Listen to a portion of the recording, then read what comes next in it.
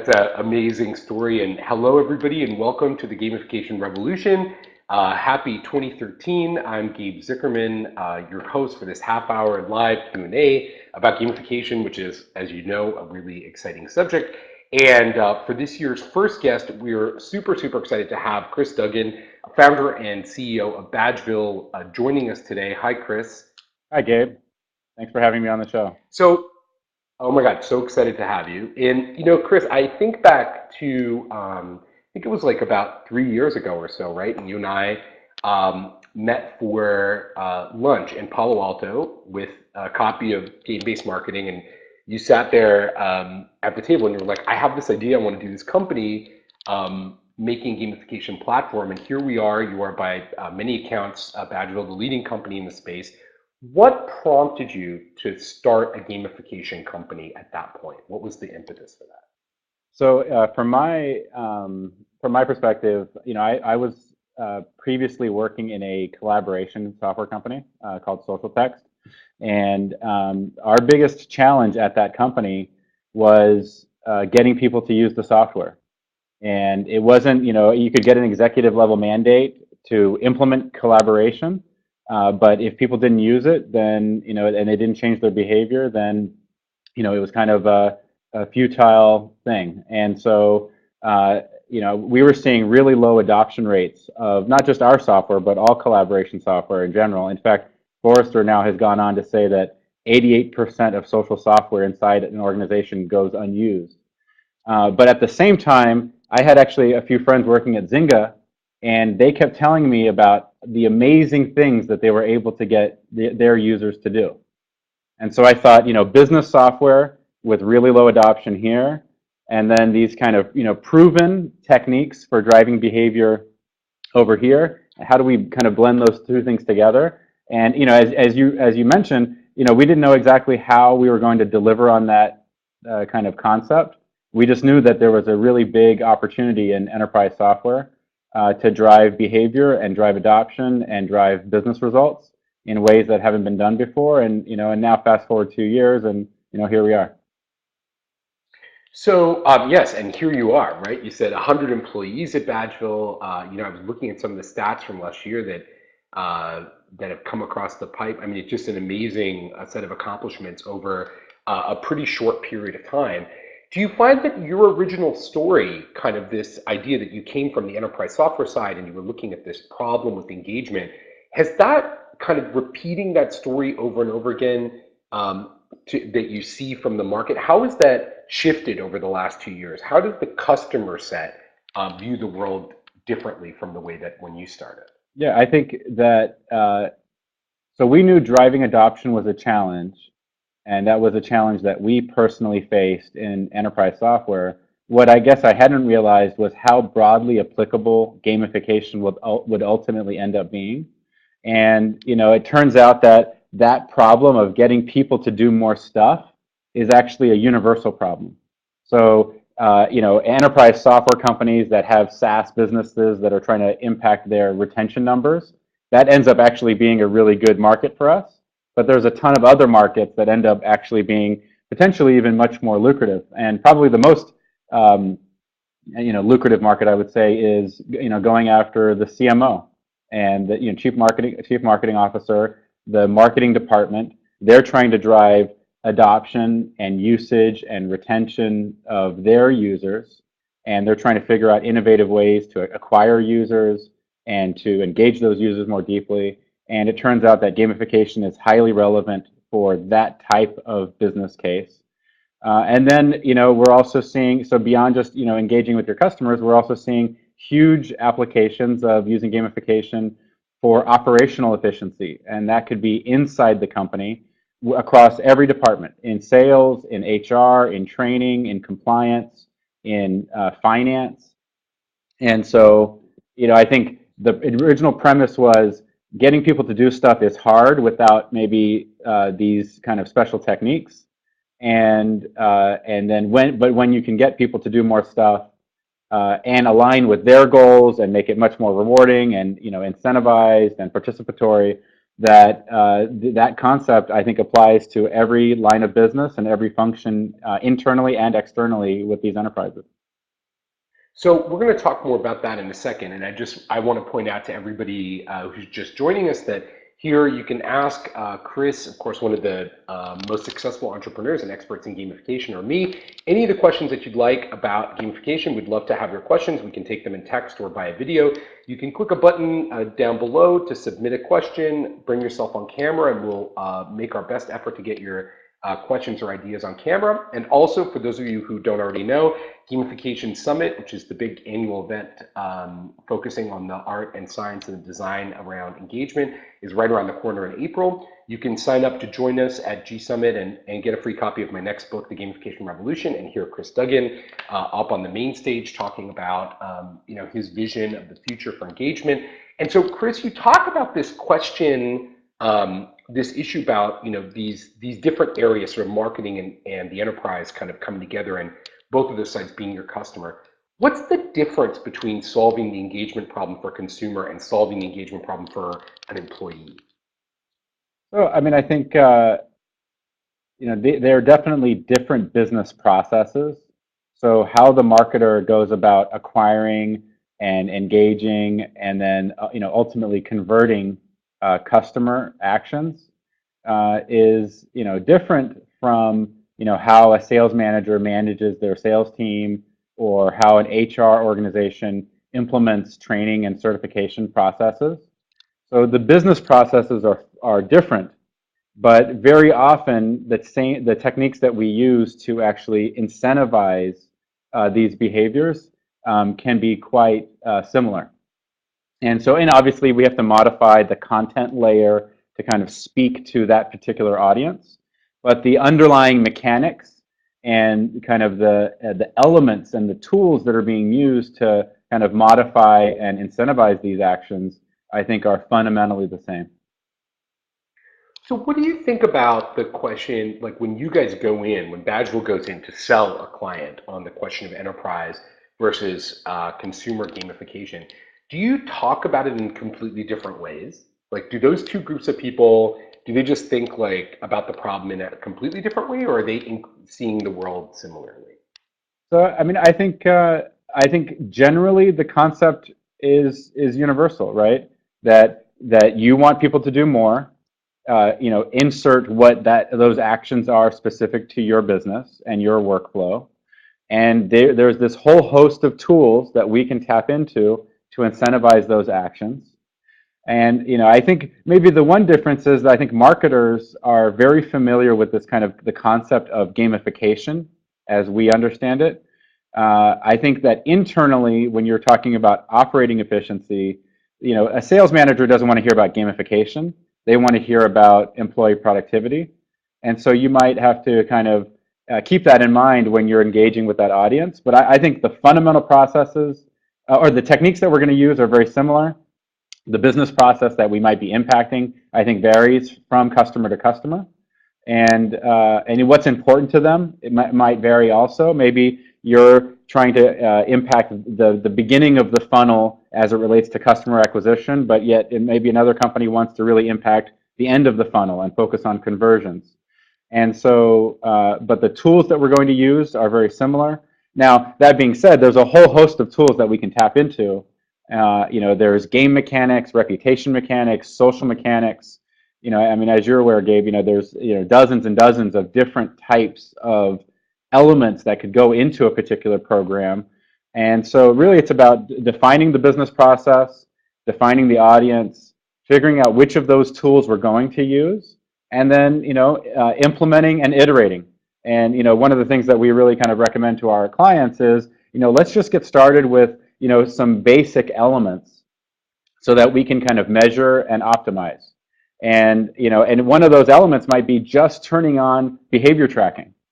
So literally just instrumenting what people are doing today while we formulate the strategy and the design for how we're going to kind of incentivize those actions. So, okay, so that's very interesting, and that kind of agile and iterative process, I think, is something that's surprisingly everybody kind of buys up on, but actually kind of hard to convince people to really do it because they just want to like do the project like right away. And so to this point, kind of from Raja Gopalan has a question. Thanks for submitting it. And I think you've kind of answered it, but I want to sort of take it somewhere else a little bit. So he's asking about how you're going to market and whether you're selling or you're educating. And so I guess my big question for you is, as you have seen over the last couple of years and as you look forward, do you see a great deal, do you see like everybody just understanding the concepts of gamification and behavior, or do you feel like, do you have to be sort of a professor a little bit as well when you guys go in and like explain to people like, okay, so here's how it works and here's what it works. And how do you even narrow all that down, Kris, with all the possible things that you could be doing? How do you focus in on like, how do you figure out even what the right approach is? Like, let's start with behavior tracking. Yeah, so I mean, I think it takes a consultative approach to go in there and understand, the customer needs and, and help them understand the potential for this technology. And, there's no one right answer. I think that they're also getting inundated with technologies and things in the marketplace that can be very overwhelming for them. Should they focus on email engagement? Should they focus on, health and fitness apps for their employees? Should they focus, I mean, think about the hundreds and hundreds of things that they're being inundated with, that even go beyond gamification today. I think the fundamentals are educate that gamification doesn't mean games, because I think there's still a pretty big misconception around that in the marketplace. And then really start to kind of help them understand if there's any, one big thing that I would coach the audience here on, when they're talking with people about gamification is to realize that it's not a project. Gamification is not a one-time thing. Projects get funded and then they kind of come and go and the resources come and go. And I would say gamification is a program. And programs get invested in for the long term. And they get resourced and they get staffed and they get funded. And so if you think of it as a program, then actually that iterative approach that we talked about makes a lot of sense. We want to get behavior tracking in, we want to instrument, we want to learn, we want to baseline so that we can understand the business impact. Then we want to start to introduce some of the mechanics and we want to test and see what's working. Then we want to continue to layer in more layers of content and objectives. And we will have resources to monitor and optimize these programs on an ongoing basis. And the customers that we've worked with that really understand this kind of program versus project approach, I think see the most impactful results. They see extremely meaningful results that have like a material impact to their business. And they're the ones that I think are like learning at a kind of, at an amazing pace around how to influence this stuff across even other areas of their enterprise. So here's a question for you. With all that kind of going on, and thanks for that question, Raja Gopalan, really interesting. So with all this going on, Kris, and like inventing basically a process or system, how have you managed to hire 100 people? How do you even get 100 people with this skill set? What do you need to do to educate the team that's got to make this happen? So I would tell you that it's the number of interviews is exhausting. We more than doubled the team last year, and we expect to have at least 50% more growth this year in terms of our headcount. And I think there is no skill set for gamification. The nice thing is actually we're starting to see even in larger companies, Fortune 1000 companies, that they're publishing job requisitions with gamification or engagement or community management and understanding the psychology of behavior as requirements. But as we've built our team, I think we've tried to kind of build a dream team, if you will, of expertise that is very kind of multidisciplinary. And so I have a team of experts from all the social gaming kind of world.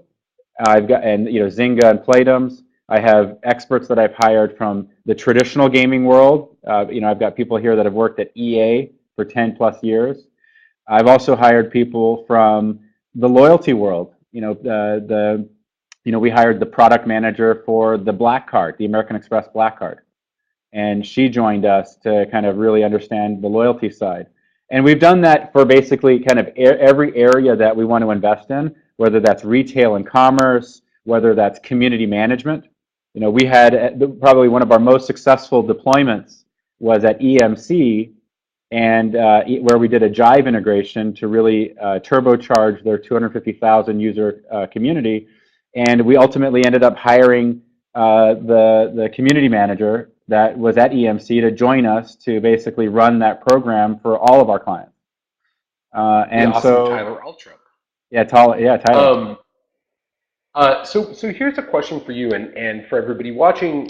We're on the Gamification Revolution. We're here with Kris Duggan, the founder and CEO of Badgeville, one of the leading gamification platforms.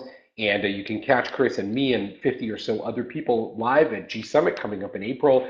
There's a code down below you can register with and get a free copy of my upcoming book and a discount on the show. It promises to be a lot of fun, and you can also ask any questions of us you want. So interestingly, Kris, as you were just talking about the hiring plan, Rajat from Bunchball has kind of gone on record saying, he's not that keen on hiring people from the games industry. He thinks that that's, one area that could influence, someone's design. It sounds like you have gone deeper in the games industry and also in the loyalty business. If you had to define like the 2 or 3 key things that someone who wants to just kick ass at Badgeville, who want to get hired by you, slash, do a great job in gamification. Let's assume those things are synonymous. What are the characteristics that someone has to have, whether it's background, experience, motivation? Yeah. So, and I think I read that article, from Rajat, and I think his intent was kind of just to be maybe a little bit controversial, which is fine. I think the reality is, by hiring game designers, you're hiring people that understand as close as possible to what's required to implement experiences that take these kind of fundamental tools and design concepts and apply them to business.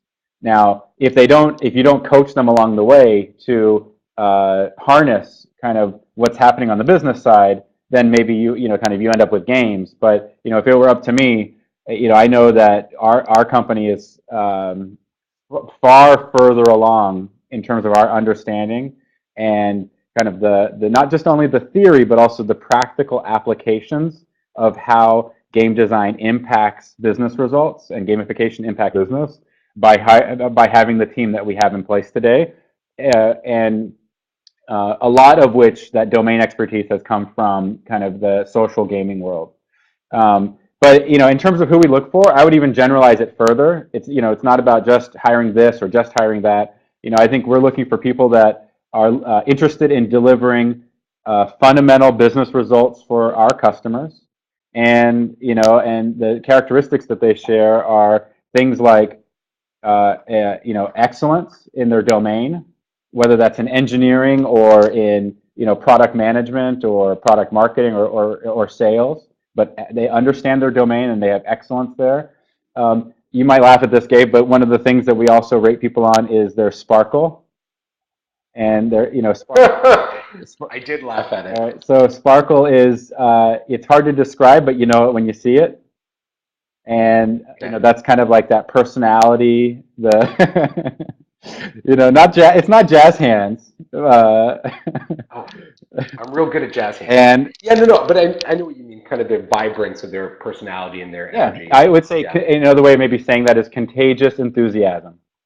And then just the ability to get stuff done. In a startup or now let's say a mid-sized company, we've got a lot of growth, a lot of customers, a lot of delivery, a lot of scale, a lot of repeatability, templates to deliver, architecture to scale, product and projects, and all communities and all the things that we're delivering for our customers, integrations, connectors, larger and larger enterprise deployments. It just requires the ability to get stuff done.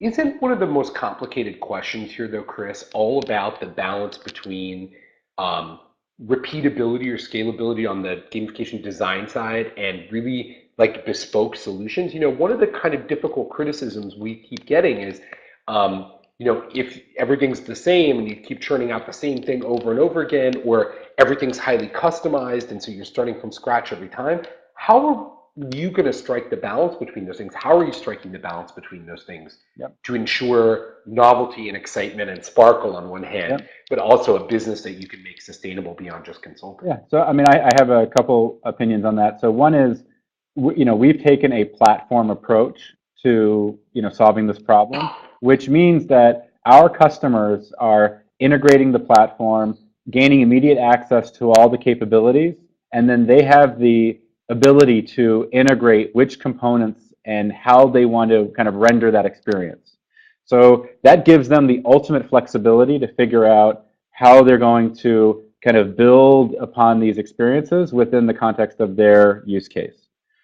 Secondly, Right. I think templatizing is really about starting quickly and getting as quickly to the point where you can iterate on what you've implemented. And so I don't think templatizing is kind of where it ends. I think templatizing is where it begins. And if we've done a couple hundred deployments, which we've done, and have the learnings of like what works, what doesn't work, which are the kinds of behaviors that make sense, which ones maybe make less sense, which mechanics work with what kinds of case studies and use cases, then I think templates only allow you to kind of harness the experience that we've had over the last few years, but are a starting point for you around where do you take it. And I think the last thing maybe is on the templatized piece is there's so much low-hanging fruit that just I would literally say doing anything is far better than doing nothing, right? Think about it. Gallup poll just said 70% of employees are not engaged at work, right? 50% of loyalty programs are inactive. 88% of social software is not used. So think about just like how much low-hanging fruit there is. Yeah, so I agree with you 100%. I usually use the example of like, look around your everyday interaction with the world. How boring are most of these interactions? Yeah. Like, from taking money out of an ATM, to walking through the door of a store, there is so little surprise and delight in a positive way. There's lots of surprise and delight in a negative way, Yeah. but there's so little surprise and delight in a positive way. But so why do you think people criticize then that so much? Why are they so critical of the idea that we should start somewhere, even if it's maybe a little bit, like you've seen this before? Why do you think then we get so much criticism for that? I guess. So I think in general, I think the more I might have a different perspective on this than you. I think the more criticism there is, the better. I think things that don't kind of create a response with people usually mean they're kind of transformational. But things that are polarizing, that either create a very strong reaction or a really negative reaction, my experience has been that those are the things that ultimately end up being transformational. And whether it's people like to, in the beginning they said, oh, it could work on a media site, but it's never going to work on a mobile application. And then we showed that was not the case. We could make it work on mobile apps. And then, well, okay, fine. It could work there, but it'll never work with employees. You can only use it there. And then we showed that we could drive major productivity improvements on the employee side.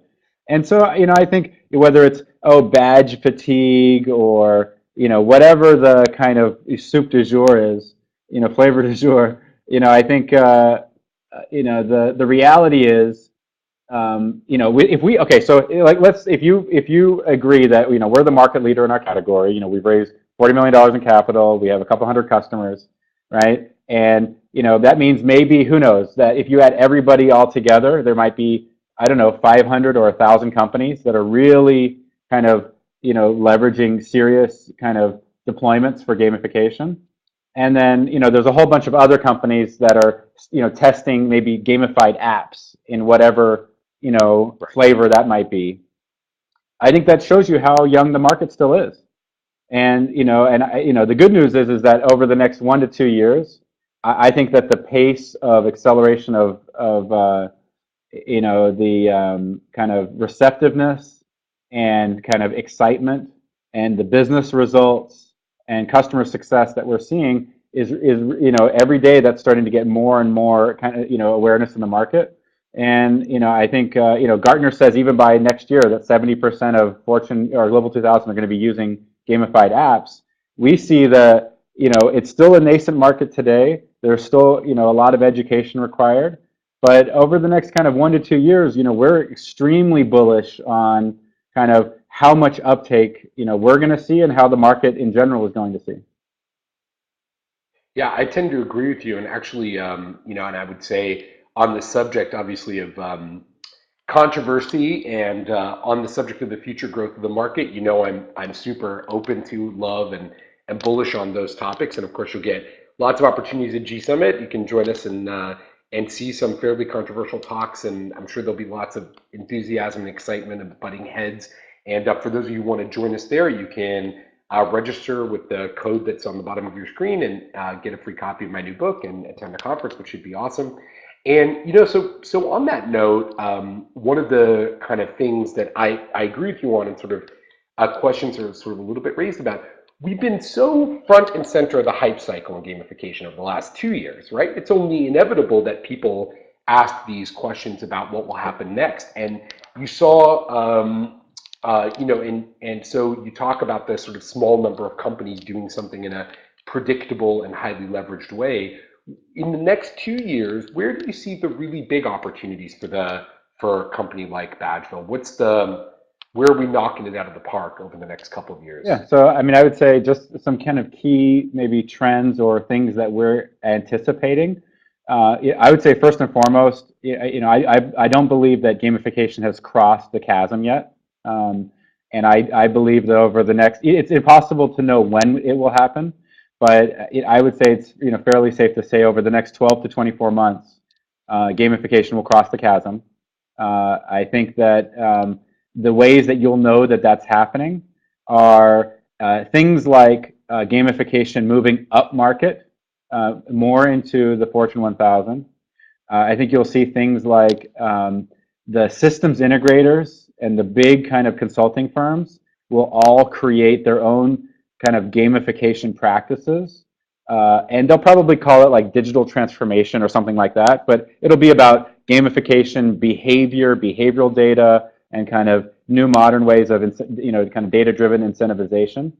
I think we'll start to see broader deployments of gamification. I think so far they've been fairly line of business or tied to a specific business process.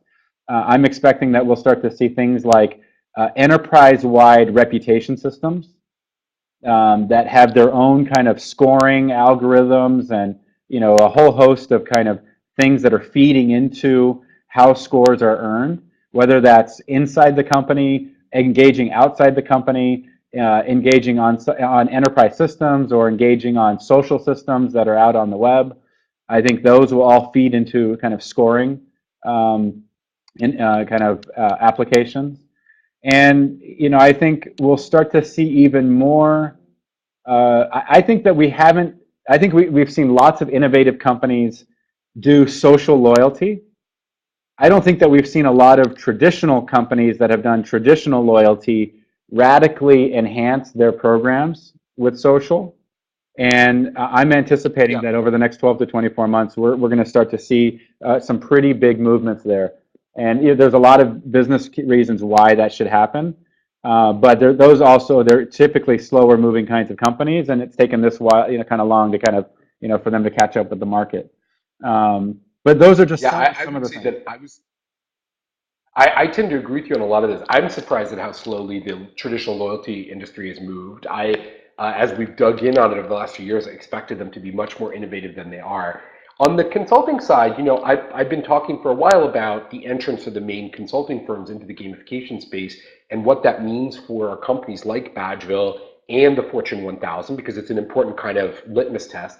So, this year at G Summit, we've Capgemini, we've got Deloitte, and McKinsey are all coming. And I think Accenture is also coming to speak, but I don't know that we've confirmed that yet. So we have fairly big representation. Oh, and NTT Data. So we have fairly big representation from the big consulting firms. Are they, Kris, as a kind of final thought for you, are they partners of yours? Are they competitors of yours?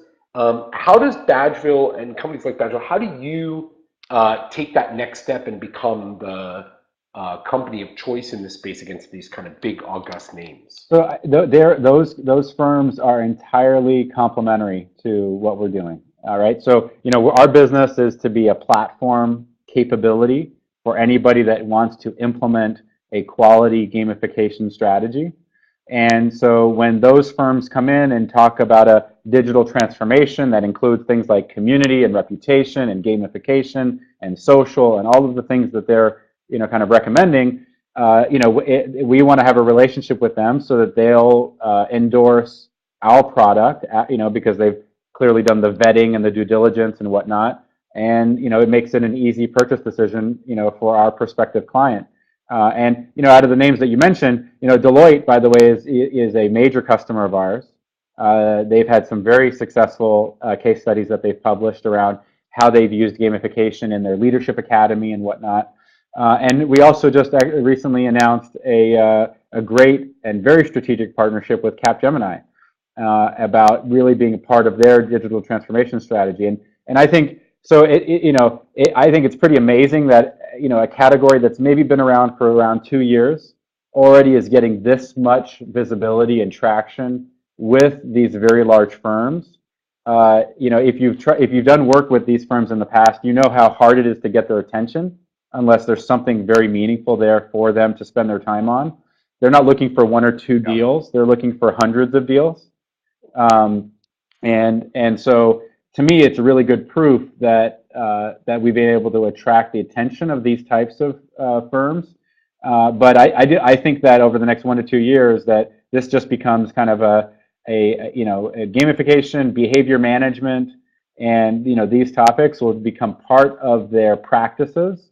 And that means that That's good for everybody. yeah, and that means that this has attention of the C-level executive within these large firms, with the large companies. So CMO, CIO, and the whole C-suite will be trying to figure out how they can use gamification or behavior management to achieve their business results. And we think that means the next couple of years are going to be very exciting for the category. And no doubt you've had a very significant impact on that, of course. And I want to thank you very much, Kris Duggan, CEO and founder of Badgeville, for joining us today on the Gamification Revolution. You can follow Kris and Badgeville at Badgeville and at KDuggan. And of course, you can come and see him along with 50 other people, including myself, at G Summit in April. If you use that code GREV13 down below, you'll save some money on passes and get a free copy of my new book, which talks a lot about the kind of ending subjects of our discussion, the future of gamification as a strategy in corporate America and around the world. I want to thank all of you for watching us. Thanks again so much, Kris. Everyone keep having fun. We'll see you soon. Great. Thanks, Gabe.